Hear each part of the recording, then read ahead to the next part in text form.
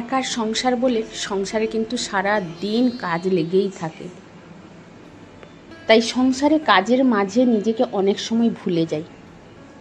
আর আজকে কাজের মাঝেই নিজের ত্বকের একটু যত্ন করে নিলাম।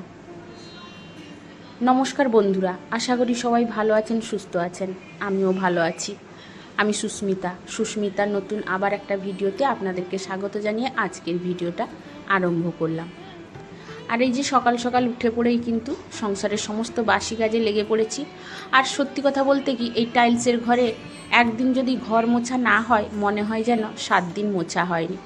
কালকের দিনটা মুছেছিলাম না, আর এই গরমে কিন্তু দিনের বেলায় একদমই মুছতে পারি না। তো কালকে রাত্রে মুছিনি, মানে মুছবো বলে কিন্তু আর পারিনি।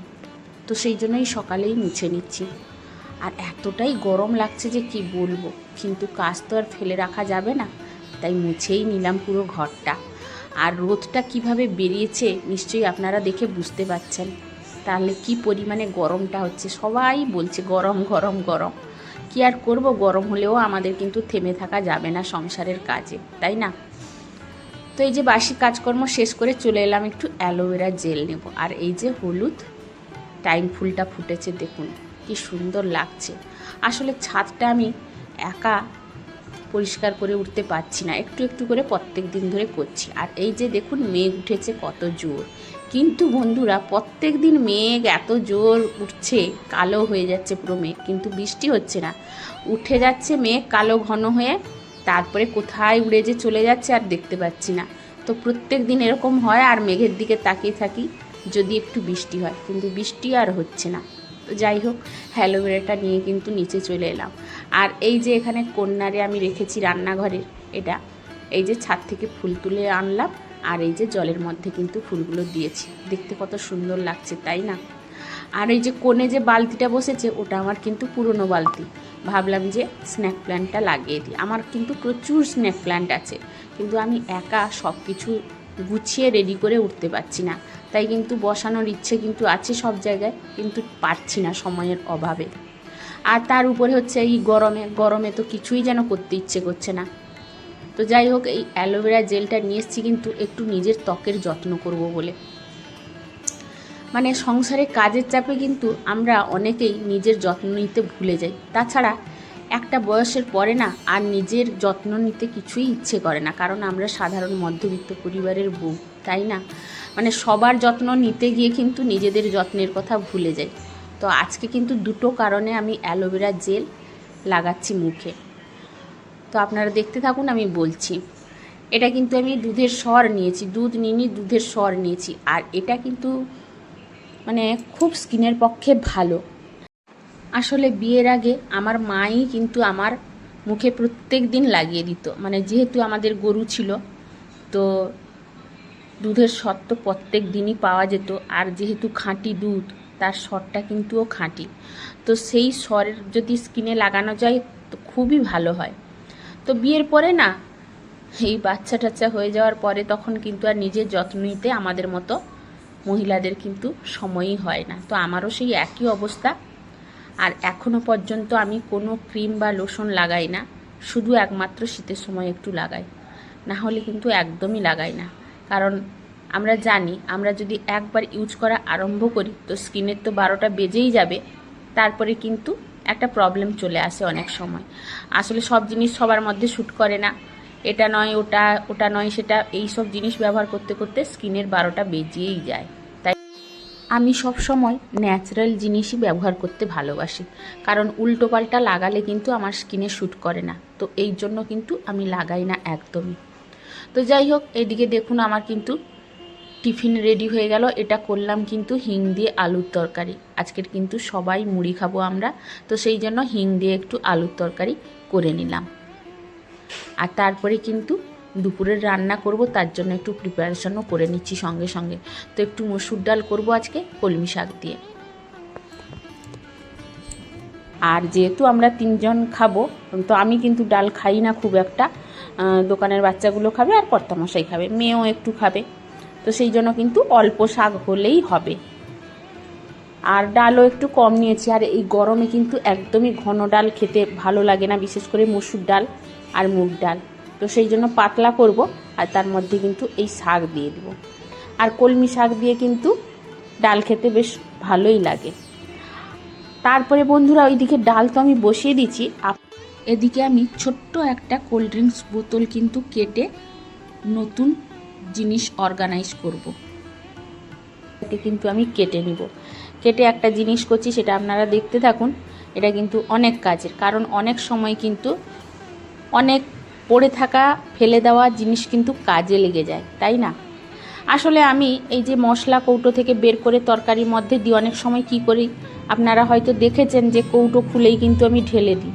তো তার জন্য কি হয়, মশলা অনেক সময় তাড়াতাড়ি নষ্ট হয়ে যায়, যেহেতু গরমের একটা যে বাষ্প মশলার মধ্যে লেগে যায়, তখন কিন্তু মশলাটা বেশি দিন থাকে না। তো সেই জন্য আর চামচ বের করে দিতে গেলে কিন্তু আমাকে বারবার ধুতে হয়। তো সেই জন্য আজকে একটা বুদ্ধি খাটিয়ে জিনিস করছি। এই যে কৌটোটাকে কেটে নিলাম এবং সাইজও করে নিলাম, আর তার সঙ্গে নিচে একটু চিকেন কাবাব বানানোর স্টিকটা একটু গরম করে কিন্তু ফুটো করে নিলাম নিচে, কারণ এর মধ্যে চামচ ঢোকালে যদি এক্সট্রা জল থাকে সেটা কিন্তু বেরিয়ে যাবে, আর হাওয়াও পাস করবে নিচের দিক দিয়ে। আর ওপরে কিন্তু দুটো ফুটো করে নিলাম। তো সেটা কাজ করতে করতে আবার কিন্তু আমাকে টাইম হয়ে গেছে, দোকানের বাচ্চাগুলোকে খেতে দিব, তার সঙ্গে আমরাও খাবো। কারণ আমাকে কিন্তু এই রান্নাঘরে দাঁড়িয়ে দাঁড়িয়ে কিন্তু সব রকম বুদ্ধি খাটিয়ে সব রকমের কাজ কিন্তু করতে হয়। তো ডাল কিন্তু কড়াই করতে গেলে আমাদের জলে এখানে যেহেতু আয়রন আছে, তো অনেকটা সময় লেগে যায়। এই জন্য কিন্তু আমি প্রেসার কুকারে করি।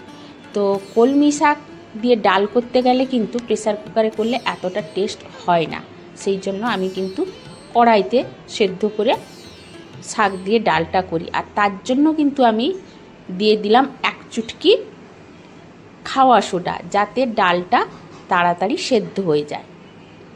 তো সোডা দিয়ে দিলে সবাই আমরা জানি, খাওয়া সোডা যদি এক চিমটে দেওয়া হয় ডালের মধ্যে বা যে কোনো জিনিসের, তাড়াতাড়ি সেদ্ধ হয়ে যায়। তো সেটাই দিয়ে দিলাম। আর এই যে বন্ধুরা, আমি লঙ্কার বোঁটা ছাড়াবো বলেই কিন্তু আজকে মানে অ্যালোভেরা জেলটা মুখে লাগালাম, হাতেও লাগিয়েছি। কারণ এই যে লঙ্কার বোঁটা এই গরমে যদি ছাড়াই, দুটো কোনো রকমে ছাড়িয়ে আমি তরকারিতে দিয়েছিলাম, হাত কিন্তু আমার জ্বালা করছে। আর অনেক সময় কি হয়, মনে থাকে না, তো মাথা থেকে ঘাম বেরোচ্ছে, তো সেই হাতটা নিয়েই কিন্তু মুখে ঘষে দিই, তারপরে শুরু হয় অ্যাকশান, তাই না বন্ধুরা? তো সেই জন্য অ্যাকশান শুরু হয়েছিল বলে আমি খুব তাড়াহুড়ো করে লাগিয়ে নিলাম। আর লঙ্কার বোঁটাগুলো ছাড়ালাম, তারপরে কিন্তু লাগলেও এতটা জ্বালা করবে না। আর অ্যালোভেরা জেল আর এই দুধের স্বর যে কোনো জ্বালা করা জায়গায়, মানে জ্বালা হচ্ছে বা কেটে গেছে, এগুলো লাগিয়ে দিলে কিন্তু খুব তাড়াতাড়ি কাজ করে এবং ঠান্ডাও হয়ে যায়। তো সেই জন্য লাগিয়ে নিলাম। তারপরে কিন্তু লঙ্কার বোঁটাগুলো ছাড়ালাম, কারণ এই গরমে লঙ্কার বোঁটা ছাড়াতে প্রচণ্ড কষ্ট হয়। তারপরে যদি সেই হাত কোনো জায়গায় লেগে যায়, তাহলে কিন্তু জ্বালা করে। আর সব সময় মানে ইচ্ছে করে না যে হাতে গ্লাভস পরে কাজ করতে, তাই না? কারণ আমি এদিকে রান্না করছি, এদিকে অন্য কাজও করছি, আবার এদিকে লঙ্কার বোঁটাও ছাড়াচ্ছি, মানে দুটো হাতে অনেকগুলো কাজ একসঙ্গে করছি।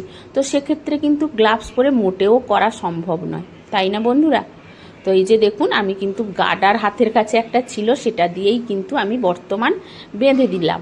পরে কিন্তু আমি একটা সুতো দিয়ে বাঁধবো, যেহেতু এখন কাজের সময় পেলাম না, তো সেই জন্য কিন্তু আমি চামচ দিয়ে গার্ডার দিয়ে কৌটোটাকে বেঁধে দিলাম। আর এই যে দেখুন, আমার কাছে যে ছোট ছোট স্পুনগুলো আছে, যেগুলো আমি মশলা কৌটোর মধ্যে ঢুকিয়ে মশলা বের করে তরকারিতে দিব, সেটাই কিন্তু রেখে দিলাম।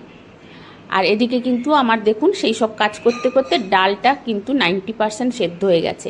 তারপরে দিলাম কিন্তু আমি কলমি শাকগুলো, দিলে কিন্তু এটা তো 10%ই সেদ্ধ হলে পুরোটাই সেদ্ধ হয়ে যাবে। তো এভাবেই কিন্তু আমি প্রত্যেক দিন প্রত্যেকটা কাজই হিসেব করে ম্যানেজ করে, মানে দুটো হাতে সব দিক সামলে কাজ করি। আর সময়ের মধ্যে তো করতে অবশ্যই হবে, না হলে কিন্তু আমরা এক্সট্রা কোনো কাজ করতে পারবো না।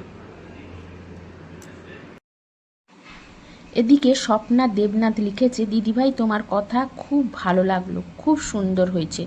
তো তোমাকে অনেক অনেক থ্যাংক ইউ, এইভাবে সুন্দর একটা কমেন্ট করার জন্য, আমার মনে আনন্দ দেওয়ার জন্য। সুপ্রিয়া রয় লিখেছে, অনেক সুন্দর হয়েছে দিদিভাই ভিডিওটা, তোমাকেও থ্যাংক ইউ। এত সুন্দর একটা কমেন্ট করার জন্য। মিঠু সিম্পল লাইফস্টাইল থেকে কমেন্ট করেছে, পকোড়া দারুণ হয়েছে, রুমালগুলো ভীষণই দরকারি জিনিস। হ্যাঁ গো, রুমাল তো সত্যি আমার বাড়িতে এত প্রয়োজন কি আর বলবো, মানে আমাদের তিনজনেরই মনে হয় 30 টাকানি রুমাল আছে। তো যাই হোক, এত সুন্দর একটা কমেন্ট করার জন্য তোমাকেও থ্যাংক ইউ। সুধা দিবর লিখেছে, পকোড়াগুলো খুবই সুন্দর হয়েছে, তোমার দেখে আমিও শিখেছি, আমি আর একবার করেও ছিলাম, তো কেমন হয়েছে আমাকে কিন্তু জানিও, ভালো হয়েছিল না খারাপ হয়েছিল। তো তোমার কিন্তু উত্তরের অপেক্ষায় থাকলাম। আর কমেন্ট করেছে মনির সংসার থেকে, পকোড়া খুব ভালো হয়েছে দি, চিড়ের পোলাওটাও দারুণ। হ্যাঁ গো, আসলে আমরা প্রত্যেকে রান্না করি যে যার মতো করে, কিন্তু সবার হাতের টেস্ট আলাদা আলাদা হয়, তাই না? তো তোমাকেও থ্যাংক ইউ এত সুন্দর একটা কমেন্ট করার জন্য। আর কমেন্ট করেছে সুনিতা হালদার, তোমার বাড়িতে কত রকম ফুল গাছ দিদিভাই? হ্যাঁ, আমার ছাদে কিন্তু প্রচুর ফুল গাছ আছে, আসলে আমি এখন সামলে উঠতে পারছি না, কারণ এই ইউটিউবে কাজ করতে গিয়ে কিন্তু আমার সময় অনেকটা চলে যাচ্ছে, যার জন্য গাছের যত্ন কিন্তু আমি নিতে পারছি না ঠিক মতো।